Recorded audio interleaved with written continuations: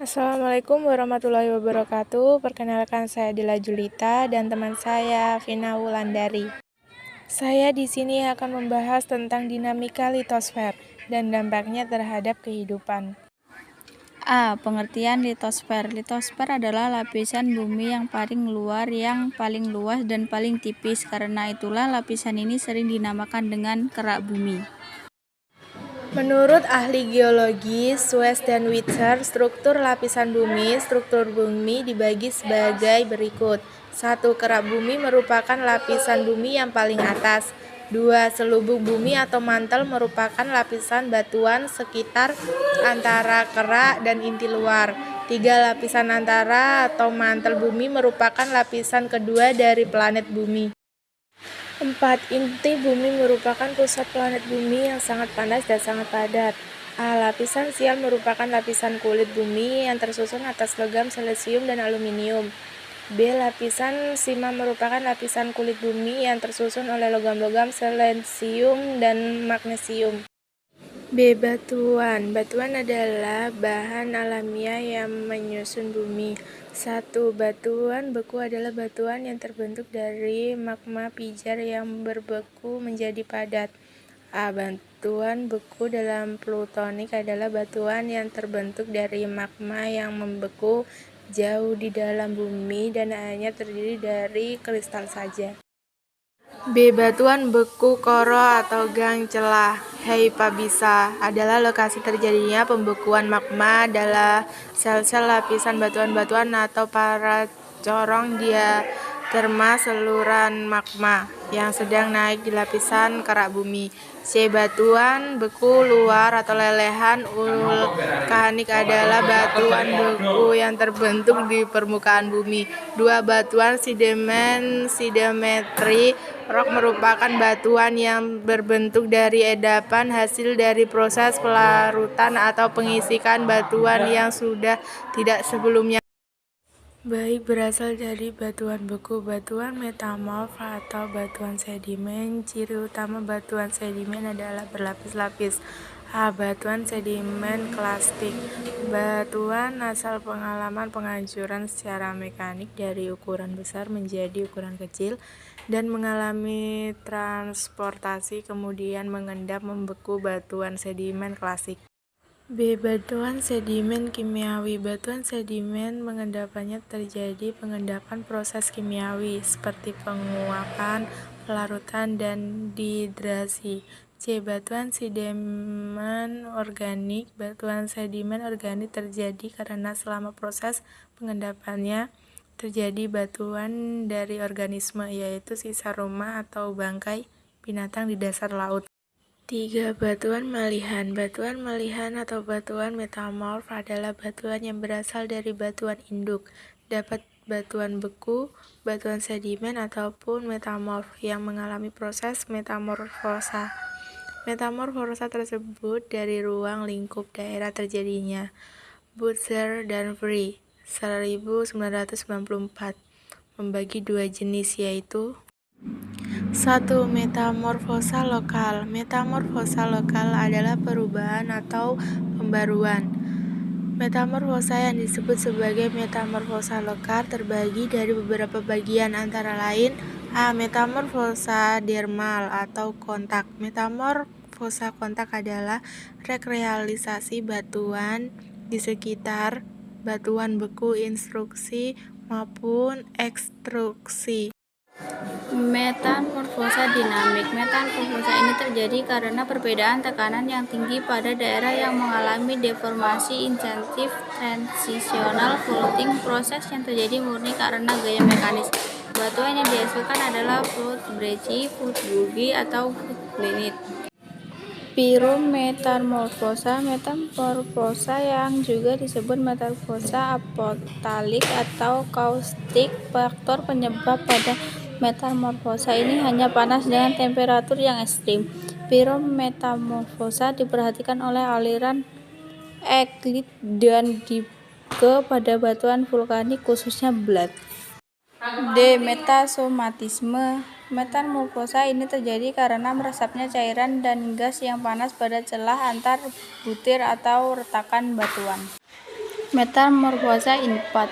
Metamorfosa ini terjadi akibat adanya tabrakan hipotesi sebuah meteorit. Kisaran waktunya hanya beberapa mikrodetik dan umumnya ditandai dengan terbentuknya mineral coisite dan schistosite. Metamorfosa ini erat kaitannya dengan panas bumi geotermal. Metamorfosa retgad atau diopteris terjadi akibat adanya penurunan temperatur sehingga kumpulan material metamorfosa tingkat tinggi berubah menjadi kumpulan mineral stabil pada temperatur yang lebih rendah. John 1961. Metamorfosa regional dinamotermal. Metamorfosa regional atau dinamotermal merupakan metamorfosa yang terdiri pada daerah yang sangat luas. Metamorfosa ini terjadi pada daerah yang sangat luas. Metamorfosa regional dibagi menjadi 3 tipe, yaitu A. Metamorfosa orogenik. Metamorfosa ini terjadi pada daerah sabuk orogenik, patahan dan lipatan, di mana terjadi proses deformasi yang menyebabkan rektilasi. Umumnya batuan metamorf yang dihasilkan mempunyai butiran mineral yang memanjang dari ratusan sampai ribuan kilometer. B. Metamorfosa burial. Metamorfosa ini terjadi oleh akibat kenaikan tekanan dan temperatur pada daerah geoscline yang mengalami sedimentasi intensif. Kemudian terlibat proses yang terjadi adalah rektilasi dan reaksi antara mineral dan fluida. Metamorfosa dasar dan samudra. Metamorfosa ini terjadi akibat adanya perubahan pada kerak samudra di sekitar pematang tanah samudra. Batuan metamorf yang dihasilkan umumnya berkomposisi basah dan ultra basah. C. Mineral. Dalam mineralogi yang dimaksud dengan mineral adalah bahan alamiah yang anorganik, biasanya terbentuk kristal tersusun dari satu unsur atau senyawa. Beberapa unsur dengan bentuk dan komposisi kimia tetap.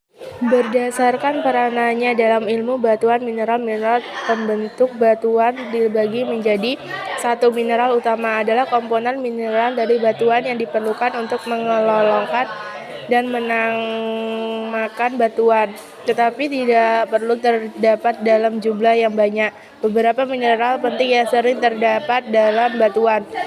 A.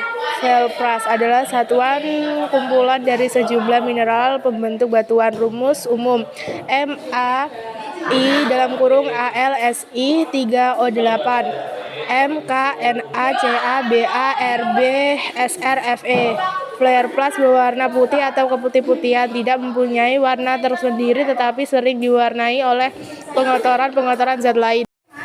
Flagiolas. Rumus umum NaCaAlSiAlSi2O8. Warna putih, putih kelabu, kadang kehijauan, biru kebiruan. Komposisi flagiosa dibagi 3. Flagiosa asam, flagiosa medium, flagiosa basah. C. Orthoklas. Mineral terdiri dari kumpulan feldspar, alkali, feldspar pembentukan batuan granit atau batuan asam. Berwarna putih, putih kuning, kemerahan, merahan, keabu-abuan. D. Mica. Mica adalah sejumlah mineral dengan rumus K Na, Ca, Mg, Fe, Li, Al, Si, 4O10OHF2. Warna mulai dari tak berwarna, putih, perak, kecoklat muda, kuning, kehijauan, atau hitam. E. Muscovite. Muscovite adalah salah satu mineral dari kumpulan mica berwarna coklat dan tak berwarna. Mineral yang umumnya dapat dan batuan malihan, batuan asam, batuan endapan. Rumus umum KAl2OH2AiSi3O10.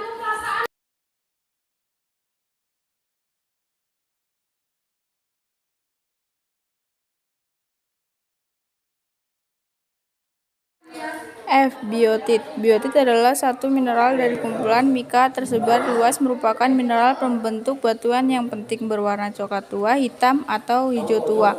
Rumus umum K2Mg Fe2OH2Al Si3O10. G. Amfibol. Amfibol adalah kumpulan sejumlah mineral pembentuk batuan berwarna gelap. Rumus A2 3B5Si Al8O22OH2A Mg Fe tambah 2 Ca atau NaB tambah Mg Fe tambah 2 Al atau Fe tambah 3. H. Hornblenda. Hornblenda adalah satu mineral yang penting dari kumpulan amfibol, berwarna hitam, hijau, atau coklat. Terdapat pada batuan asam atau batuan intermediar, misalnya granit, sianit, diorit, andesit.